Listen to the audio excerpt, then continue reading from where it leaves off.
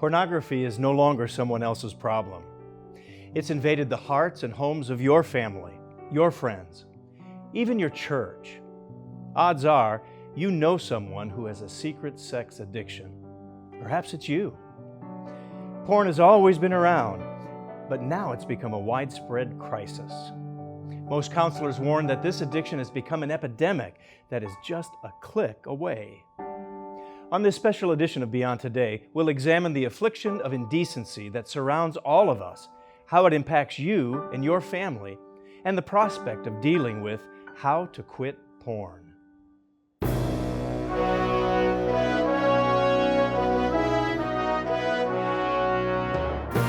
Join our host Steve Myers and his guests as they help you understand your future on Beyond Today. Today's program is about sexual purity. Because we're speaking candidly about how pornography affects people's hearts and minds, it may be inappropriate for younger viewers and for those sensitive to this issue. In just a moment, we're going to interview a licensed professional clinical counselor on the effects of pornography on our society and you. Now, even though this can be an uncomfortable topic that we as Christians don't address as much as we should, I strongly advise you to stay tuned. There is no doubt that the plague of pornography impacts the lives of so many people, and not just those looking at porn. Porn users come from all walks of life: blue-collar workers and white-collar executives, young teens, and senior citizens, singles, marrieds, men and women, atheists, Christians. Users are of any and every race and creed. When it comes to porn, there is no discrimination.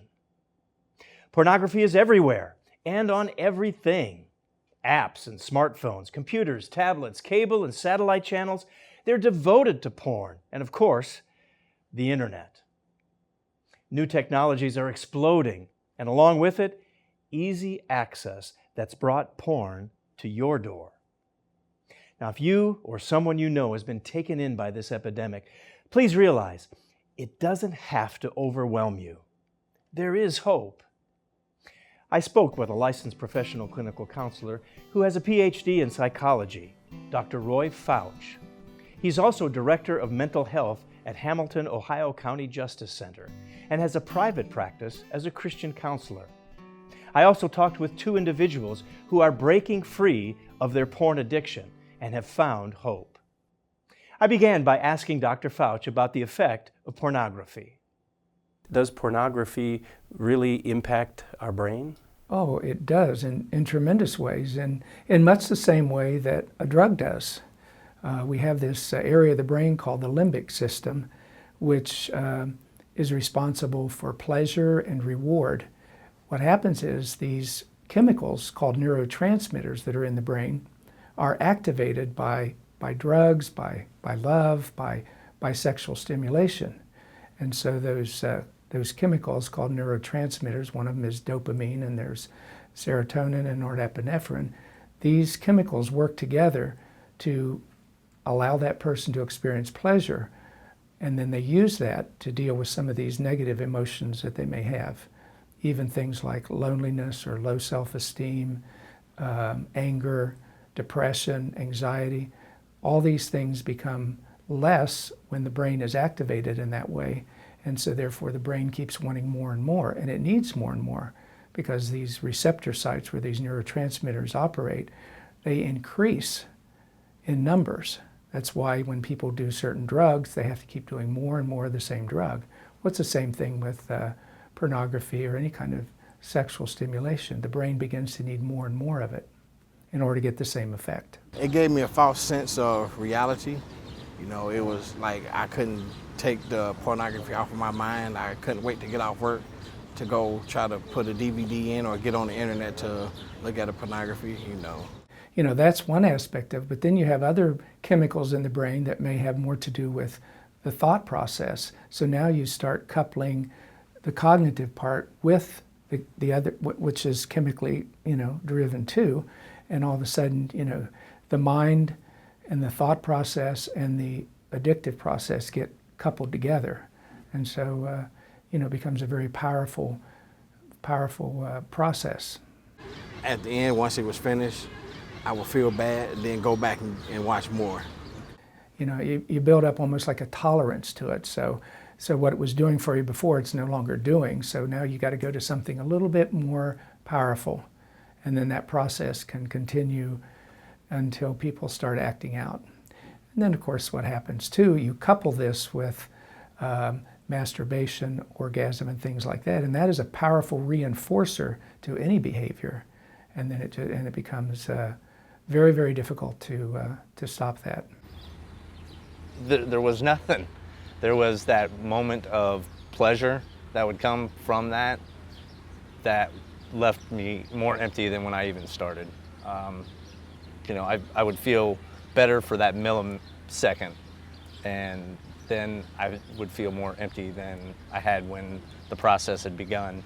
Acting out, you know, of course, the masturbation is a form of acting out, but also, you know, using phone lines where you can get phone sex, or, you know, escorts or call girls or prostitutes. You know, we can go down that road as well. You know, at the moment is when I was caught up in my selfishness, because I would watch pornography, masturbate to the pornography, and would not have sex with my wife. That was sickening. You know, it was a sickness. Yeah, it becomes obsessive and compulsive. You know, it becomes almost like an obsessive compulsive disorder. You obsess about it, you have a compulsive behavior, you do it under certain circumstances, and it provides you with relief, pleasure, or what have you, and then you continue to do that. There have been some studies that have shown that most sexual addicts, 90% of men started off by viewing pornography, 70% of the women started off by viewing pornography. So it becomes almost like what we talk about a gateway drug. It's very similar. Some people become so obsessed with it that they might even start viewing some sites at work, you know, using work computers and that sort of thing. People have a tendency to minimize the idea that porn is really that big of a problem. I've heard men, even some women, say, well, it's not that big a deal, everybody does it, and it's not as serious as some would say. How would you answer someone that would say, you know, porn really isn't that big of an issue? Well, I would answer by saying it is a big issue. Just bypassed and just thought it was normal actions that, oh, I'm a man. These are just what guys, this is just the kind of thing that guys do. This is, you know, who we are. This is how God made us. And, you know, that's really not what we were made to do, what we were made to be. That's right. It's not what you're made to do. This is a big issue, and the stakes are so high. Pornography doesn't affect only the user. Porn touches everyone, emotionally, financially, socially, and what many overlook, spiritually. I know that some of you are struggling to break free of pornography. If you're not, you probably know someone who is battling this curse. Porn itself is a huge problem, and it also leads to other serious issues. Like so many sins, it compounds to more and more complications. Sins multiply and grow. Add up the lies, count in the distrust, compute the damage to relationships. The total? A distorted perspective. Now, how does that impact the way that people begin to look at life then in general? Many people get into a process of lying and deception, and that in some cases becomes more painful to a spouse than the actual event itself, you know, because it breaks trust. And when you break trust in a marital relationship, all of a sudden you start eroding one of the key foundations to a healthy relationship. You know, the spouse begins to feel that this is more important to you than the relationship. And there's a lot of pain and suffering that goes, you know, in a marital relationship as a result of that. And I've heard many, many women say it feels the same as if he would go out and actually have an affair with someone. Something my wife and I talked about, and to her, I was having an affair on her, is what I was doing. So there's, you know, multiple reasons why this is such a devastating thing to be doing, not only to oneself, but also to the people that love you. And it gives you such a false sense of what healthy sexuality really is. And sexuality is something that should be reserved for a marital relationship, and there only. Actually, marriage will not take the porn addiction away. It only hinders your marriage. It pushes people away that really loves you. You miss out on opportunity of what true love is. I would approach sex as a different person. It wasn't, there was no attachment meant for it, towards it, any of that. At the same time, inside I was dying, craving that love, that affection, that, you know, it gets that romance that you see on television and in movies, but I never had that, and that's all that's what I wanted. Gave me a false sense of what love was, you know, because the real love that was offered to me, I pushed it away and I gravitated towards porn. You know, it was an idol to me. You know, porn was my idol. You know, that was like the only relationship that I had at the time. The grip of pornography holds on and will not let go. It's not satisfied with just a sliver of your life. It wants more, a bigger part of your thinking, causing it to become more and more important to you. When it has a stranglehold on you, it becomes your most crucial relationship. Do you think it's fair to say that you can be your own worst enemy? Oh, absolutely. Because our minds contrive and develop reasons to maintain the addictive process. I sometimes refer to this as the lies we tell ourselves. These are the justifications, the well-formulated reasons that we give ourselves permission to do what we do. In Alcoholics Anonymous and Narcotics Anonymous, they sometimes refer to these things as stinking thinking. You know, they're irrational thoughts that reinforce irrational behavior. The behavior that's irrational is something that's self-destructive to self and to others. But yet we find ways to give ourselves excuses for doing that. Now, as a Christian counselor, how do you feel porn affects someone spiritually? Well, because it's sin, and we know that sin has an adverse effect upon the individual. It gives Satan inroads into our spiritual life. You know, as long as we're, you know, it's kind of like we can't serve two masters, and the master of pornography is Satan, because it's a violation of God's law. It goes contrary to what God teaches us in His Word, because it is a form of lust, and Christ told us very specifically what we do in our minds. And this goes beyond just doing it in your minds. This is not just a fantasy, it's acting out a fantasy, it's using props to stimulate that fantasy. And so there's no form of viewing pornography which is okay in my mind. Now that's a critical point. There's no form of viewing pornography which is okay. It is not a harmless fantasy. Don't minimize or downplay it in your life. It violates just about every one of God's commandments. Think about that. Putting porn before the true God, coveting, lust, the violation of loyalty, stealing, and that's just to name a few. It's a reminder of what the Bible tells us. There is an evil force behind porn. We are fighting against forces and authorities and against rulers of darkness and powers in the spiritual world. We cannot afford to forget where the real battle lies so that we truly understand the fight. So the world is out there. Satan's out there, who, by the way, as we know, is the father of lies, very smart. And so he works with the world's systems and tries to develop ways of thinking about things that more are in line with what he's trying to accomplish, which is to destroy us individually, our marriages, our nation. Now, some people will say, you know, well, me and my wife, or my wife and I, we look at pornography to kind of spice up our sex life. And I don't think that's okay either. So you're going down a dangerous path if you think that any form of viewing pornography is correct. We could ask Jesus Christ that question, and I'm sure he would say, absolutely not. And I would agree. There is no doubt that viewing porn is traveling down a dangerous path. And it's not just a bad habit or a poor life choice. Face it, it is sin, unacceptable to God.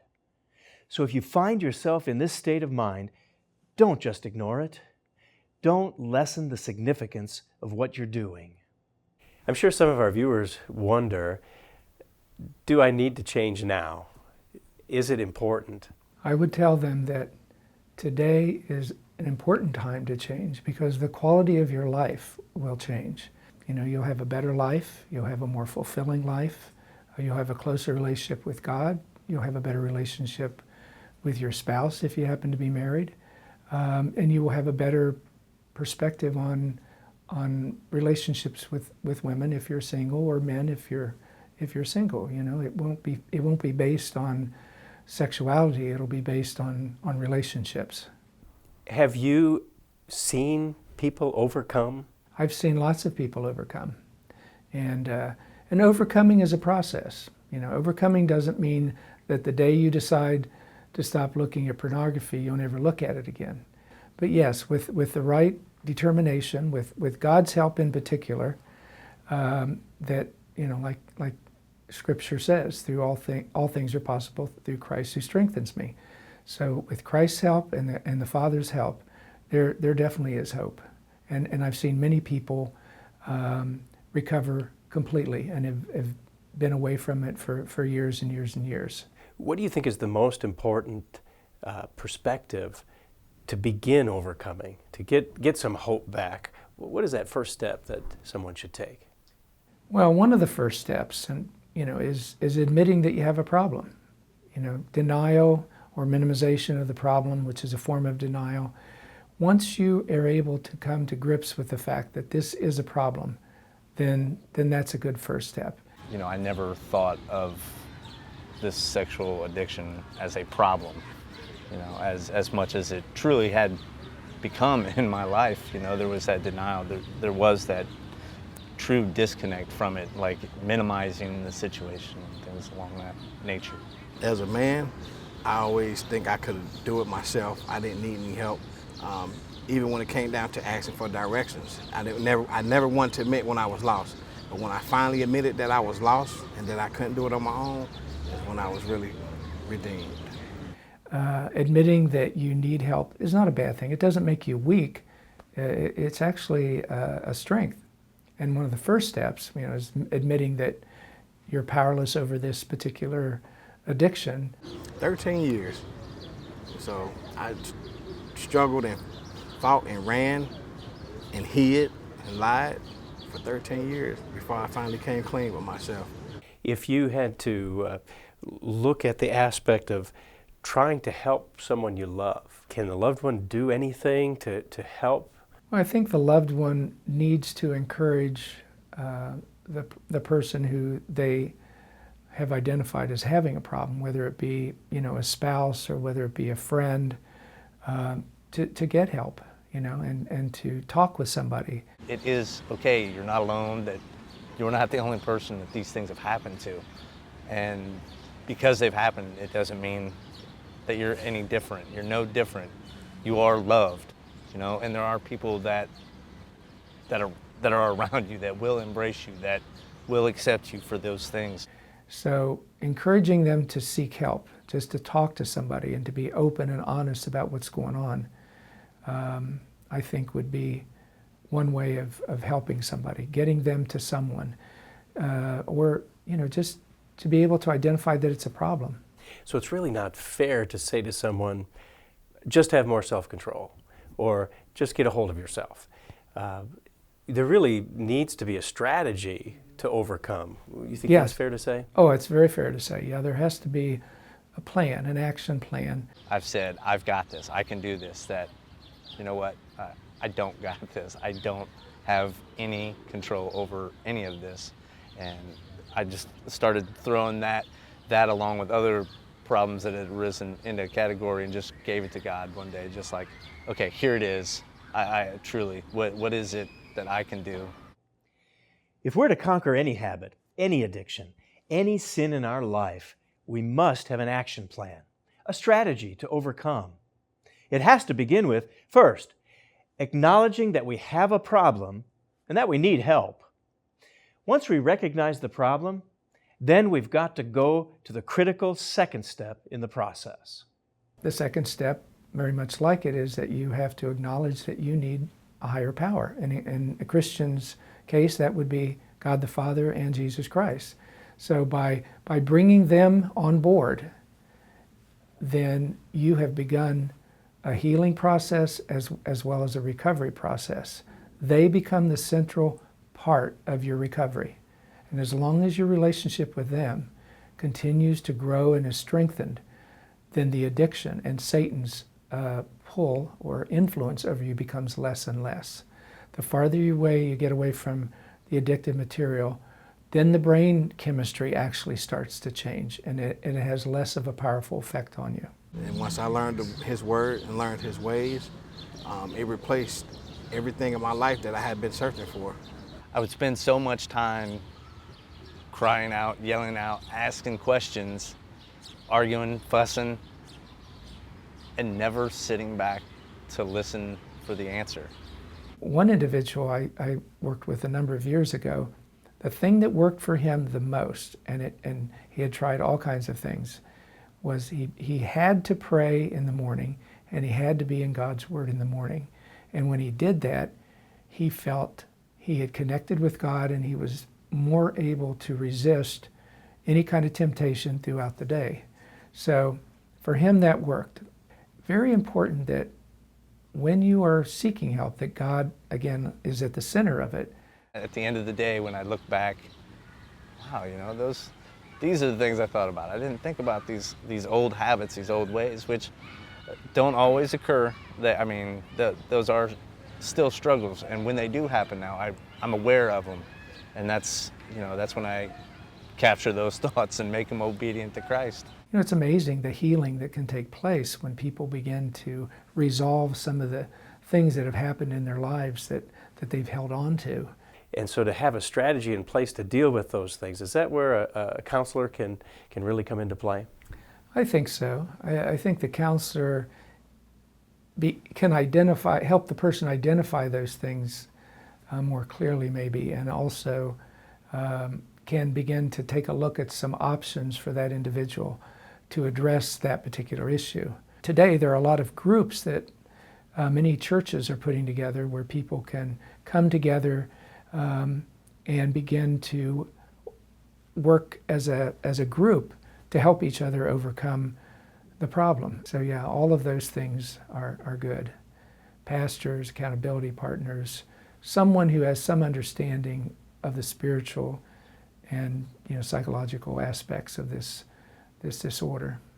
If anybody's got a problem with this or thinks they do, to be able to find that person to talk to is that one.